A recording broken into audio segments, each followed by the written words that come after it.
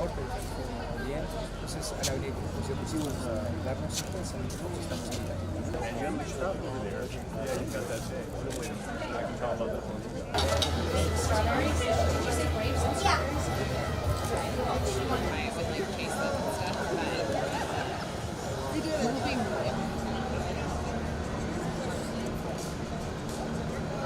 Yeah, and that's where the French is with the PS. That's why.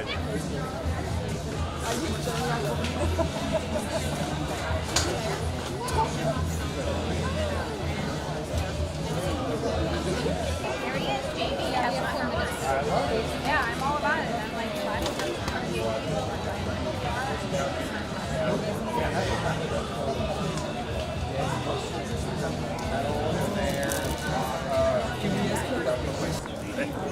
Yeah. Stay.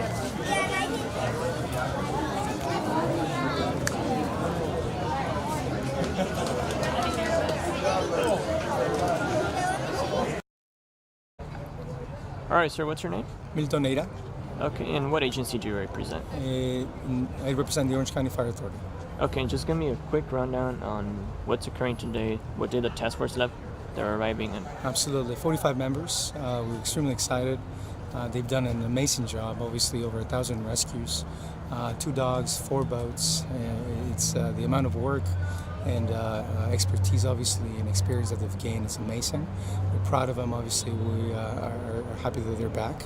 And obviously, want to make sure that they're healthy. And after this, you're going to arrive and we're going to check their health and make sure they're okay. And of course, take care of them as well.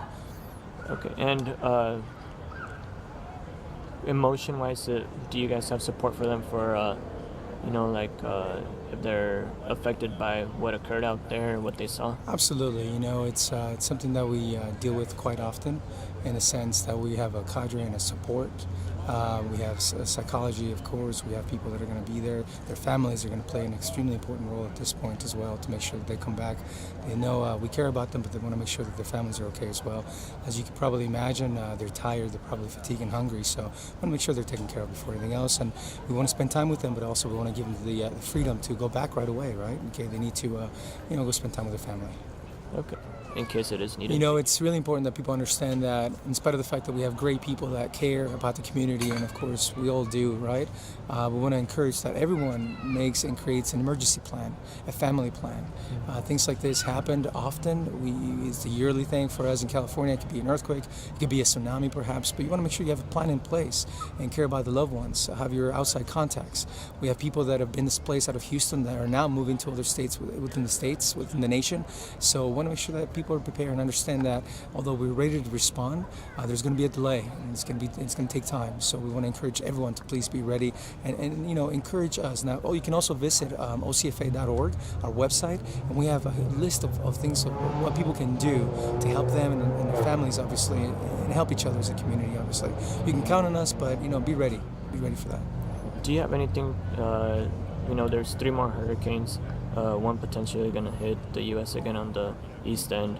Will there be a chance that they will get redispatched out there again? Reality, and that's a great question. Obviously, there's been already some fatalities, and unfortunately, as a result of Irma. So absolutely, we're getting ready. We just got the news recently that there's a group that might be going to Florida pretty soon.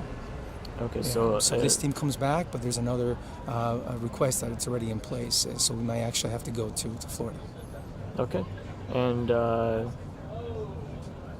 same equipment or? We don't know the details just yet, but I'm certain it's probably going to be the same depending on the severity. Obviously, we already know that the consequences could be similar. We just want to play it safe, and that's part of the reason why. Okay, sounds good. Thank you. Thank you very much. Yes. Doug Van Iwerden, and I'm a canine search specialist. Okay, talk about what your tasks were out there in Texas. The tasks out in Texas, primarily our job is to search, to find the victims so that rescue can find them. The situation was definitely way different in this situation because everything was a waterborne rescues. The limit that we worked is basically keeping people on the task force happy. This was a little bit of home for everybody on the task force. While we're out there dealing with pretty difficult situations, this was a taste of home. Me personally, I did go out on the boats one day, helping with the rescues and the evacuations. But Sadie's primary job was keeping the troops happy. The dog, what is the dog mainly used for? The dog is a live find search and rescue canine. So basically his job is to find the live human scent of people who are trapped in natural disasters so that our rescue guys know where to dig to be able to get the people out. And your name one more time? Doug Van Iwerden. Do you mind spelling your name for me? Common spelling. Doug? I'm joking. D-O-U-G. Capital V-A-N, capital I-W-A-A-R-D-E-N. Cool. Thank you. Sun gun right now. I know we have your name right there, but can you please tell us your name again and your title? Obed Martinez, hazmat specialist. Great. Obed, how was it over there? Can you tell us a little bit about what you were doing in Texas? It's a long drive to get to Houston, the Houston area. Once we got called into Houston, we stayed in San Antonio for the night. We went straight to working, putting the boats in the water, doing rescues. We kind of split the team in half. Half of the team was out doing rescues. The other team kind of just set up our base of operations. And it was just nonstop for 4 days, just, rescuing people from their houses, trapped in their cars, and people coming to the location we had set up our operation, walking in, just soaking wet, asking for help. They didn't know what to do, who to look for. So it was just constantly just go, go, go. Great. You were there for 15 days. During those 15 days, how many people do you think, as a group, of course, as a team, you guys helped out? The numbers were well over 1,000 that we had rescued put on boats and taken out. Was this the first time that you did something like this? I guess a project like this, or Yeah, I recently joined a team in November of last year. And this is for most of us, our first deployment for most of us. We have a couple guys who have been deployed to Katrina or Hurricane Ike. One of our guys went to Oklahoma, so there was a little bit of experience. For most of us, it was our first time. How was that experience for you? It was, I'll never forget it, that's for sure. How do you feel about this homecoming? I'm sorry? How do you feel about this homecoming? How do you feel coming back home? Oh, it's really nice. I wasn't expecting any of this, so it's kind of neat. My nieces and my nephews here with my cousin, and it's pretty neat. Great. Can you tell us again about that experience? Your experience in Texas? It's humbling for sure. You know, you see people's, they show up, they're asking you for help, they're soaking wet, they're telling so-and-so's missing, or somebody goes, hey, I got this guy that's trapped in this house. It's definitely puts things in perspective. You know, you see people's faces and the way, just their emotion, their facial expressions when they get on the boat and they feel helpless and, they just lost everything that they own. It's pretty surreal. Great. Does anybody else have any more questions? Because I'm going to go into Spanish now. Talk about when you first got the call that you guys were going to get sent out there. It's just a regular Thursday night. I was at home, wasn't expecting anything. I got a phone call saying it's like 8 o'clock at night. Hey, do you want to go to Texas? I'm like, sure, what are we doing? They're like, storms are coming in, hurricane. And they're like, we are leaving in 2.5 hours. Meet at headquarters at this time, 10:30 at night. I jumped off the couch, told my girlfriend goodbye, and we were gone. What are you looking forward to most about being back? Food, healthy food, and a lot of water. Adult water. Maybe a bed as well? Yes. Those cots got really uncomfortable. The longer the days go, they were pretty uncomfortable. So the last 2 nights we got to stay in hotels was pretty nice. Oh, I'm sure. And I'm sorry, your name, spelling, and title? My name's Obed Martinez. I'm on the USAR team, or the Cal Fi team as a hazmat specialist.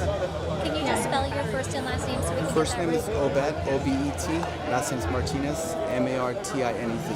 Is there still a lot of work to be done? Name? Gabriela Pulido. Okay, just spell it out for me. Gabriela. Okay, just from the first day that your brother got the notice that he was going to have to go to Texas, what did you feel and how did you guys It was prepare? a very short notice. It was like just hours. It wasn't like a day or nothing like that. So we just kind of like spoke for a little bit throughout the night, middle of the night, hoping that he was just going to be okay. Okay, and were you able to see him before he left? No. So it was a quick thing? Yes, it was a very quick notice. Did you have contact with him while he was over there? Yes, every day.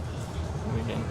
Did he tell you anything of how he felt when he arrived or what he saw? He was actually very happy to be over there and be helping people, attending to calls, and he was just very happy to be and do what he was doing, and he did get to see a lot of things, and of course everything will affect anybody, whether he saw good things or bad things, or just a little bit of everything.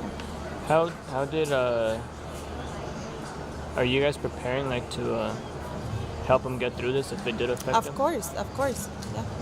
And what do you guys feel about him being an Orange County Fire? We're proud of him. He's such a good guy. He's a very hardworking guy, and we're just very proud of him. Okay. From here on, what are you guys planning to do? Any plans after leaving? Hang here? out as much as we can and just be prepared for anything.